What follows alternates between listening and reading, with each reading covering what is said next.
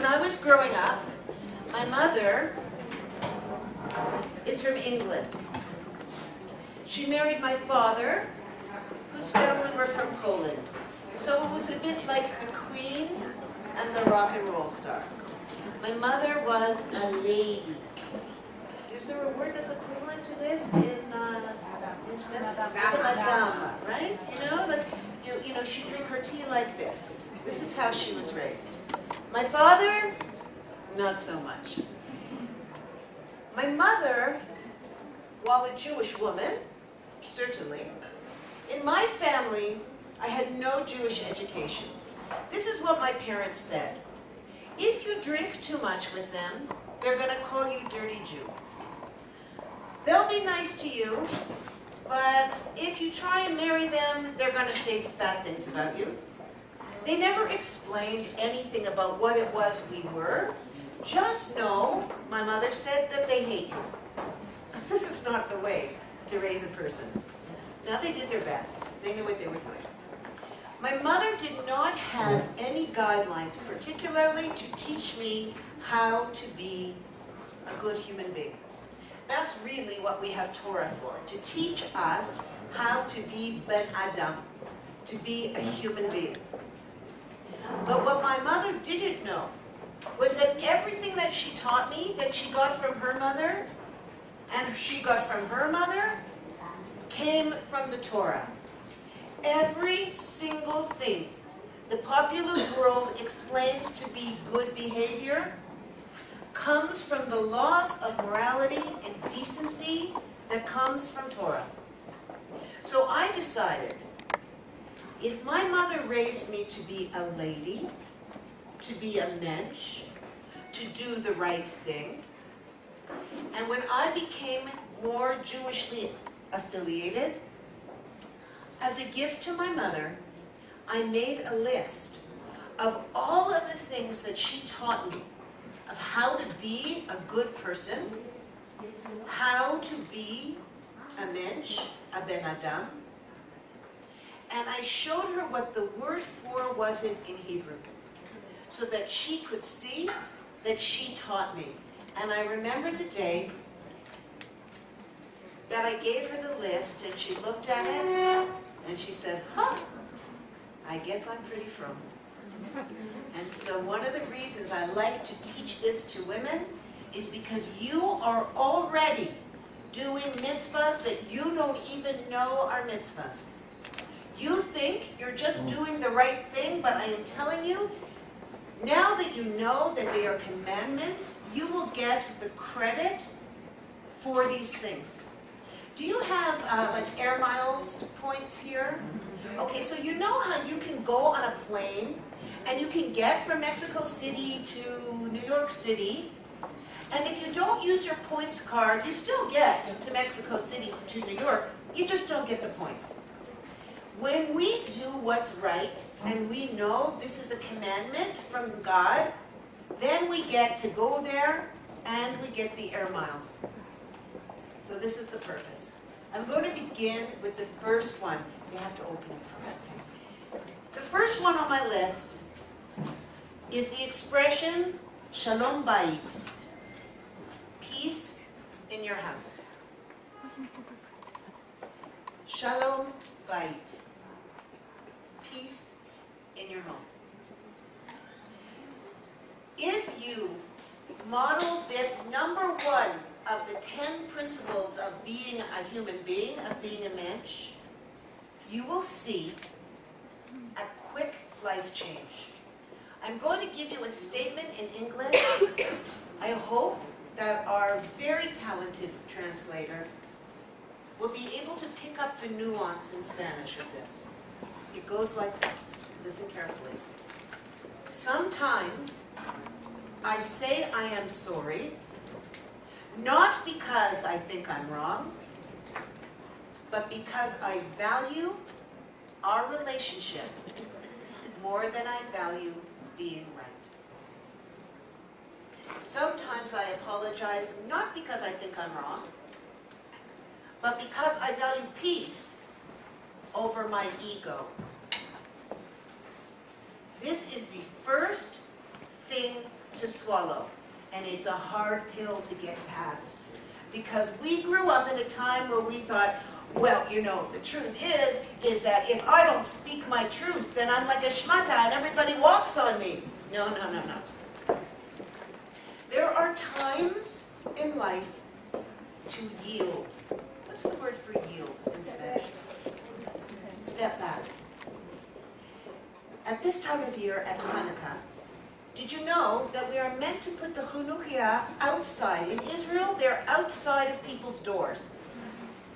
And the Hanukkah candles are different from the Shabbat candles because the Shabbat candles are inside of the house. So if you can't put it outside, you're going to put the candles in the window for Hanukkah.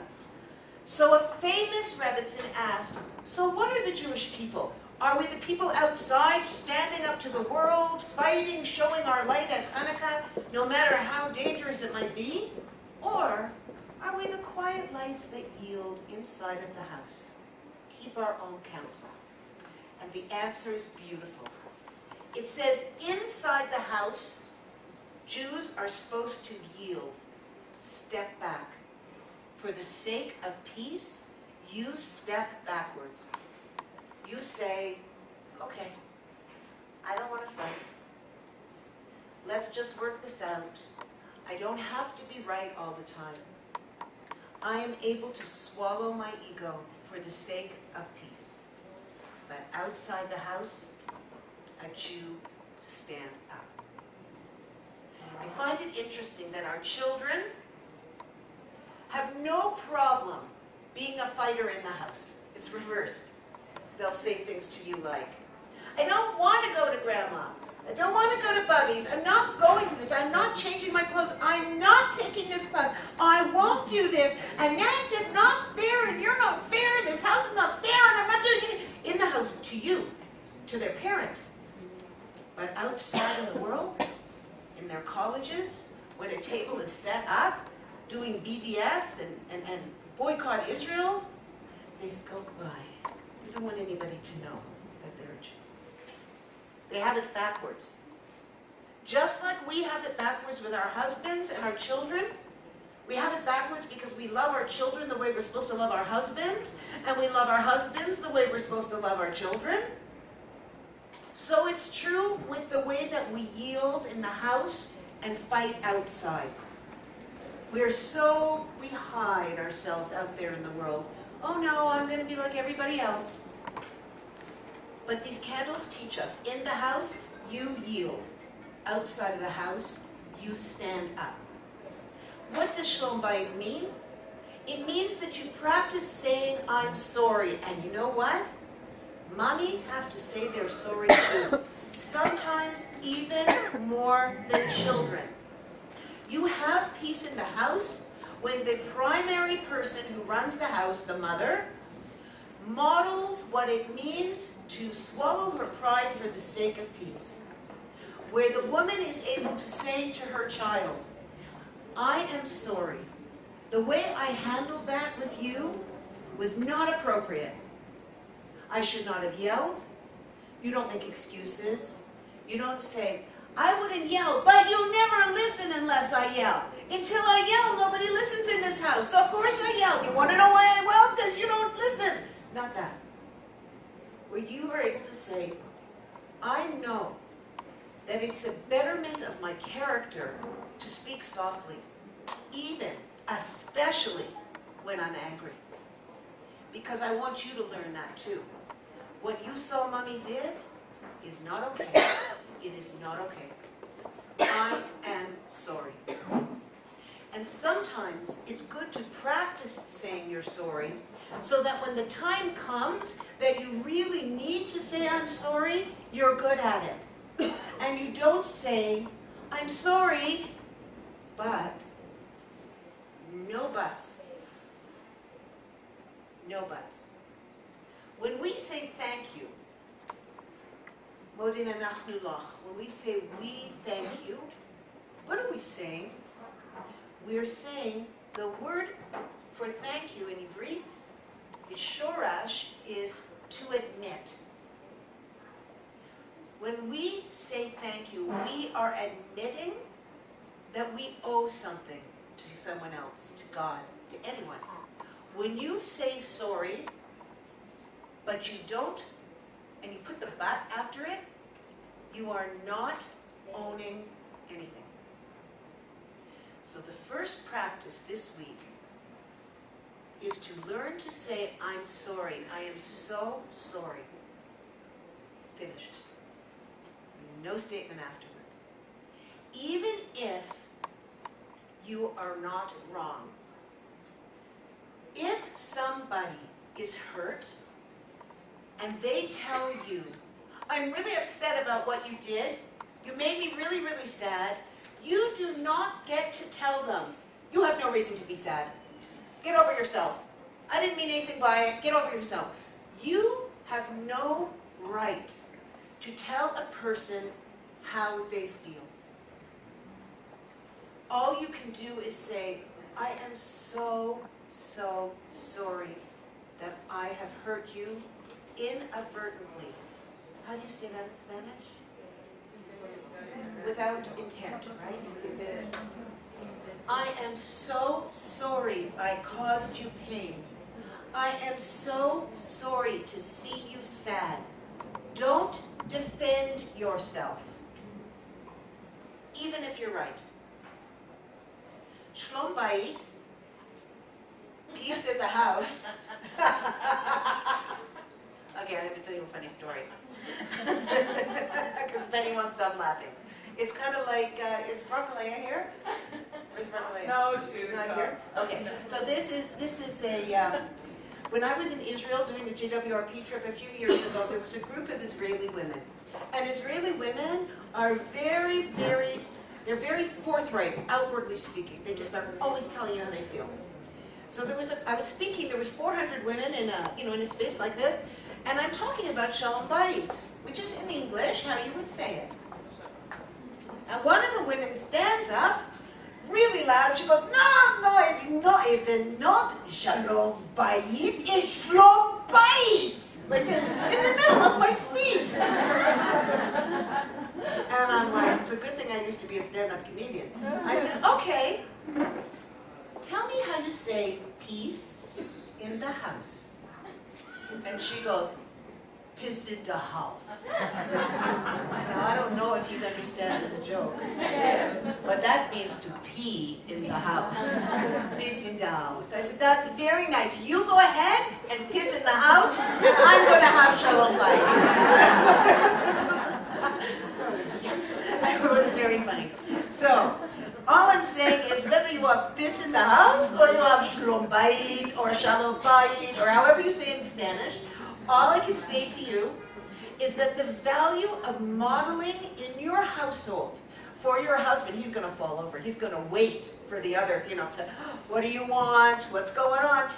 You start practicing saying, I am sorry, even if you're saying, I am so sorry for your pain. I am so sorry if I caused you pain. I am so sorry it turned out that way, and mean it, even if you don't. So the first step of how to raise a mensch is to know you can win the battle, but lose the war. Does this translate properly? You can win the battle, but lose the war. Teach yourself and your children to have a long-range vision of what it means to win the war. What is the war? The war is shalom. It is the only way a family, a business, a human being can find peace. I tell you quickly, Judaism says, the Gemara tells us, in order to not be considered cruel, you only have to get to the first level of forgiveness. Forgiveness does not always mean that you want to restore the relationship. Imagine if you have a rope. Say a marriage or a friendship is a rope, thick rope, and someone cuts it. that rope will never be the same. But if you tie a knot out of those two pieces, that rope is exponentially stronger than it was before it was cut. This is why broken relationships, broken marriages, broken between parent and child, even though you don't have to retie the knot, you have the option to just, here, I give you another reference from Fiddler on the Roof. Remember when the Russians are in the bar and the Tsar's soldiers come in and the old Rebbe is there and one of the soldiers says, "Tell me, Rabbi, you Jews, you have a bracha for everything. Tell me, what's the blessing for the Tsar, who is evil?" And what does he say? "May God bless and keep the Tsar far away from us." That's level 1 of forgiveness. You'll always hear that tune in your head. May God bless and keep my ex-husband far away from me. But what you've done is you've gotten to a place where you can wish them well. The first level of forgiveness, you wish them well, you don't wish them harm, yeah, bye-bye. The second level is you stop feeling the anger so much and you begin to be able to be, accordingly polite and comfortable with them. The third level is when you restore the relationship entirely and it's better than it was before, stronger than before. But you only have to get to level 1. One of the reasons we don't have peace in our houses is because no one understands that forgiveness, and this is really important, please, if you're going to write anything down, write this down. Forgiveness is not the same as clarity. It is very easy to forgive someone when you know why they did it. Oh, my friend treated me so rudely. She was aggressive and obnoxious to me, and I don't ever want to see her again. And then, chas v'shalom, you find out she had a brain tumor in the frontal part of her brain that makes her impulse control crazy, and you realize, oh, this is not personal. So you forgive her right away. Somebody's walking on the sidewalk like this, and you're just tripping over you, and you're in a hurry, and you're like, what's your problem? And they turn around, and there's a white cane. Then suddenly your anger melts away. Forgiveness is not clarity. To forgive somebody, to be forgiven, is to let go of the moral superiority of being in the right, to let it go for the sake of something bigger. Forgiveness is a gift. When do we forgive somebody?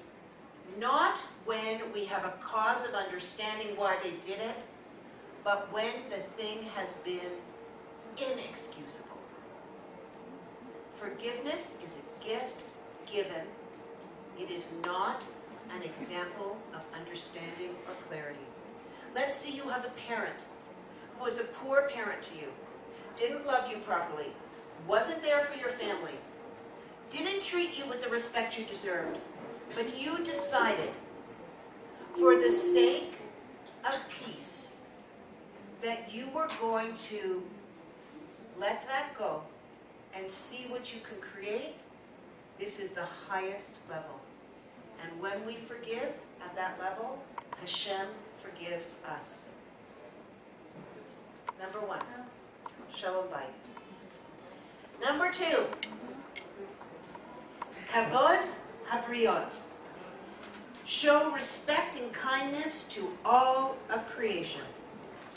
Rabbi Kook, the first chief rabbi of Israel, explained that love happens in concentric circles. First circle, you gotta love yourself. You gotta be at peace with yourself. After that, your family, the people closest to you. After that, all of the Jewish people, including the land of Israel, because they're your family. And after that, every animal that walks on the ground, and after that, every creepy, crawly bug and gnat and fly. Success in the outer circles is related to how successful you are in the inner circles. You You therefore have to first learn to be comfortable and loving in your own skin. Go to a therapist if you need it. Go to a Rav if it helps. A Rebbitzin. Talk to a trusted friend who does not collude with you, but who is honest with you. And as you work on there, you will go outer and outer. There are people in the world who want to save all of the dogs in the neighborhood and know that their brother-in-law is not making a living and don't give him a cent. This is not the Jewish way. Yes, save the dogs, but make sure you see what's happening in your sister's house or your brother's house. Don't be so busy with the big circles outside that you miss what's right in front of you. There's ways to teach this to your children. Every child should have either a fish, a little fish, or some kind of small, not difficult animal. Torah tells us that you must feed your animals before you eat yourself in the morning. That your child and you need to know that your animal is not capable of delaying gratification. The dog cannot say, I'm really hungry, but it looks like she had a late night, so I'm going to let her sleep, and I'll sit quietly, maybe read the newspaper, until she's ready to feed me. A dog cannot do that. A human being can say, oh yeah, I'm starving, I wish I could eat. I'd like to wake that person up, but I feel so guilty. They were up so late last night. Okay, I'll sit here and I'll chew my nails until they're ready. A dog can't do that. The Torah tells us that you have to feed the animal first to teach us to be sensitive to others who cannot meet their needs right away. And you can give your child a fish, and your child can get up in the morning and say, Moda Ani, and give a little food to the fish, and they have fulfilled the mitzvah of kindness to all creatures. This is true of all creatures. If you would read Shir HaShirim, this beautiful, beautiful book, with prayers for every single animal, because all of the animals, every part of the world has something to teach us. A lack of respect for other creatures, stepping on things, watching your children, and it's normal. Watch your kid pulling the wings off bugs and stuff. It's normal, it's what they do, but you must teach them. A mensch does not harm even the smallest of animals. Why do you think we have these laws? We have these laws because otherwise we wouldn't do it. It says, thou shalt not kill, because we would kill.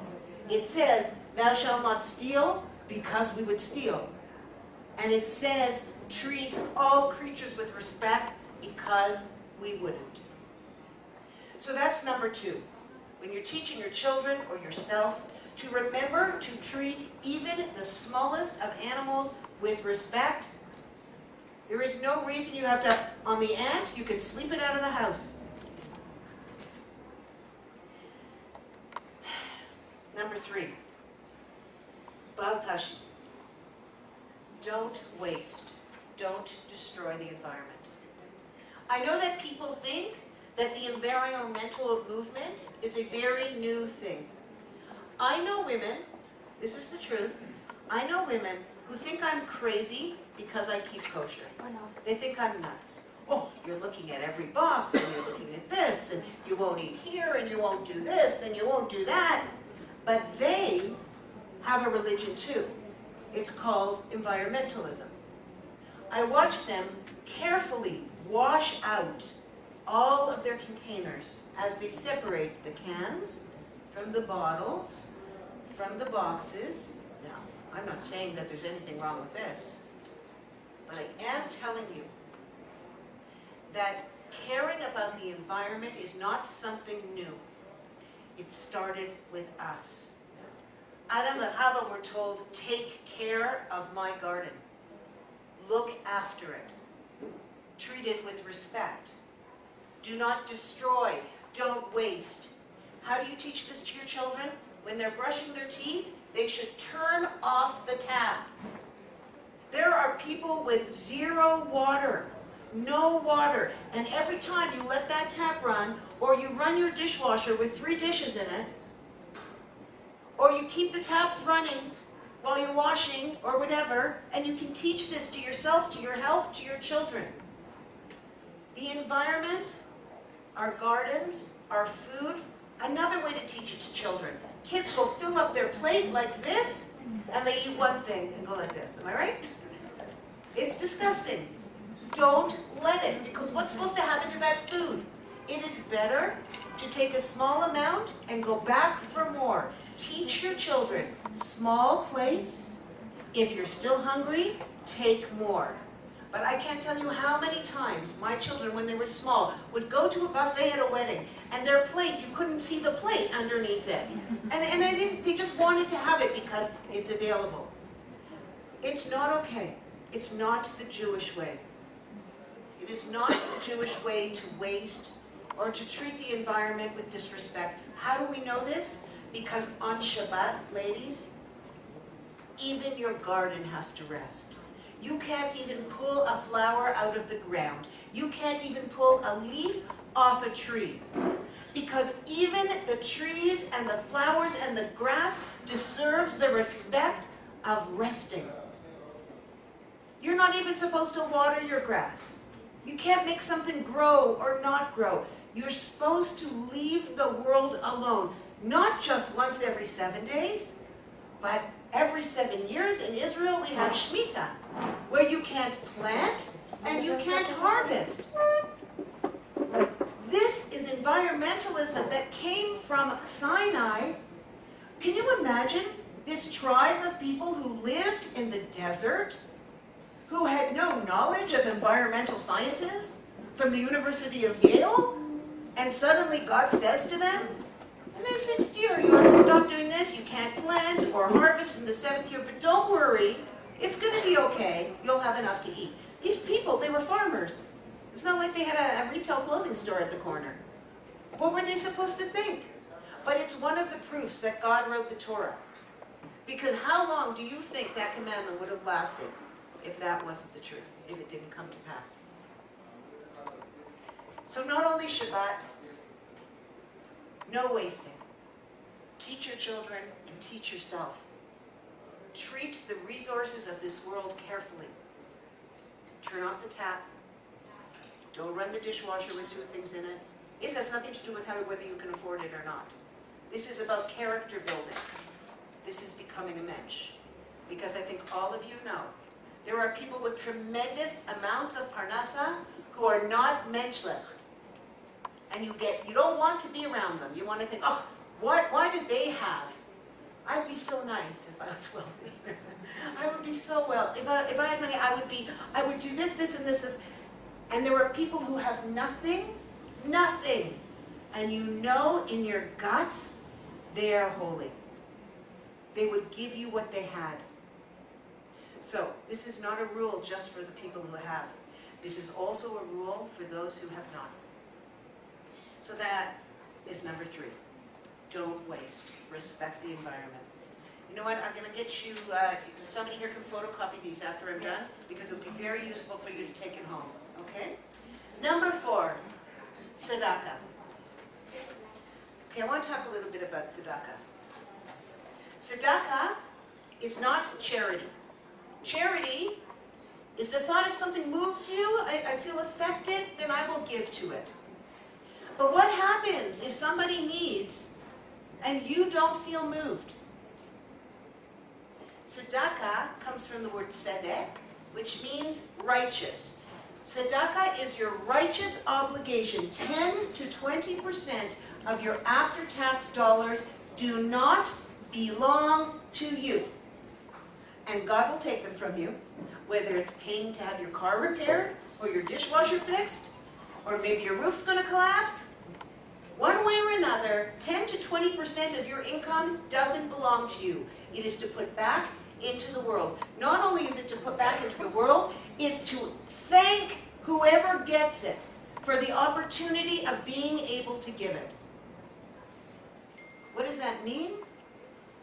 It means you start, I don't know what the typical thing to do here with children is in Mexico.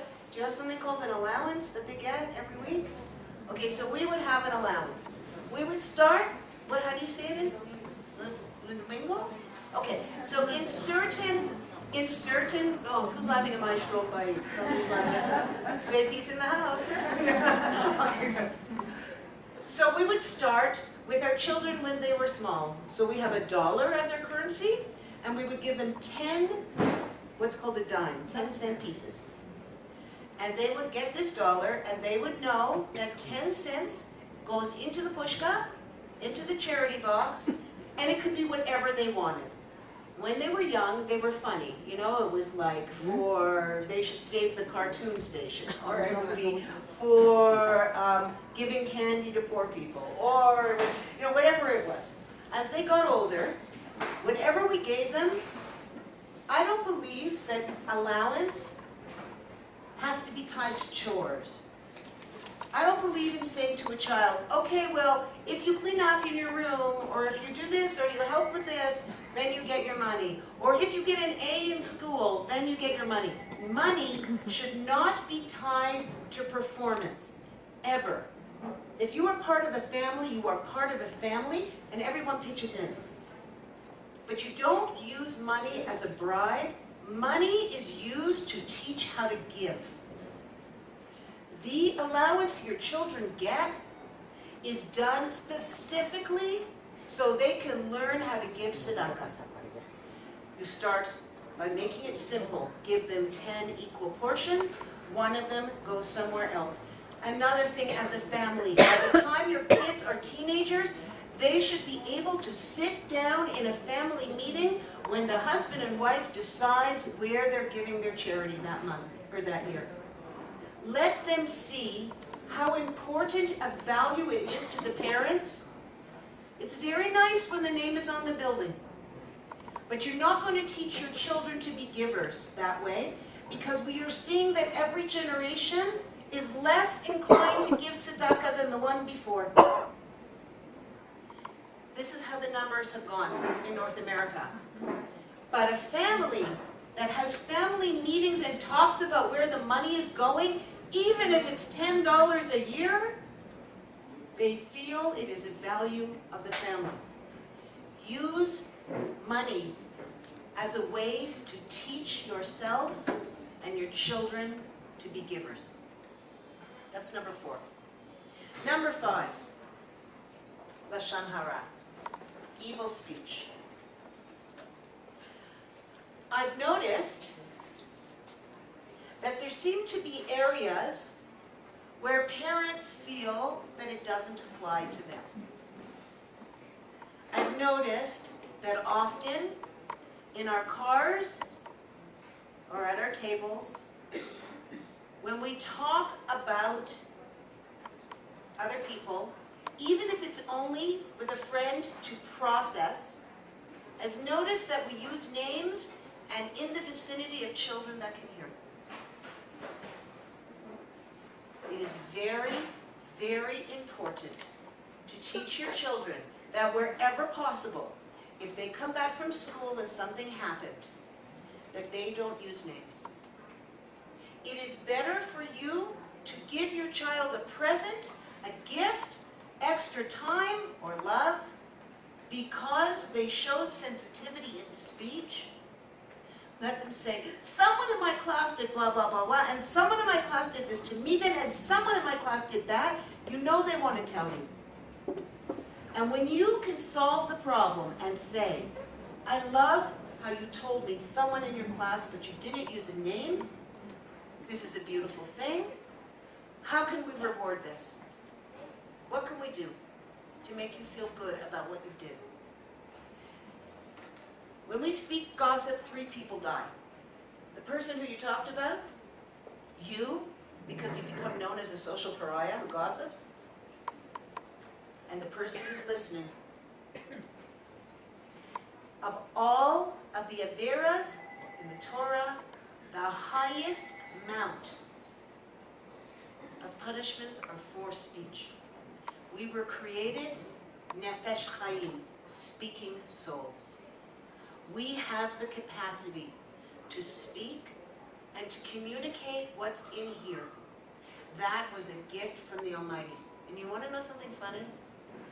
The very biggest breakthrough in intelligence, I don't know if anyone here has experience with working with the deaf. Yes? American Sign Language opened up the intelligence of people who were thought to be, they used to say in English, blind, deaf, dumb. Dumb, in English, means speechless or stupid. This is fascinating. Hewlings-Jackman, a neurologist from the 18th century, explained that we speak not only to communicate with someone else, we speak in order to talk to ourselves. A baby that's crying is not able to say what hurts. They don't have the language yet to say, I'm wet, I'm dirty, I'm cold, I'm hungry, my head hurts, there's a diaper pin in my bum. They can't say any of those things, so they just cry. And it's up to the mother to check, is it this, is it this, is it this? The pitiful, screaming, wailing of a child who has no speech is proof of the gift of speech. What happens when a child is learning to talk? Lots of tantrums, developmental craziness, until they get to the next level. Communication and language make us unlock the secrets of our heart and our mind. And when we abuse them, when we use speech to cause pain to other people, to bring ourselves up by bringing someone else down, by deciding that we are somehow better. You know, there's a definition of sinat chinam, baseless hatred. The definition I like best is that you hate someone else because they sin in a different way that you do. Every single person that you want to open your mouth and say bad things about, every communication that you want to make that could cause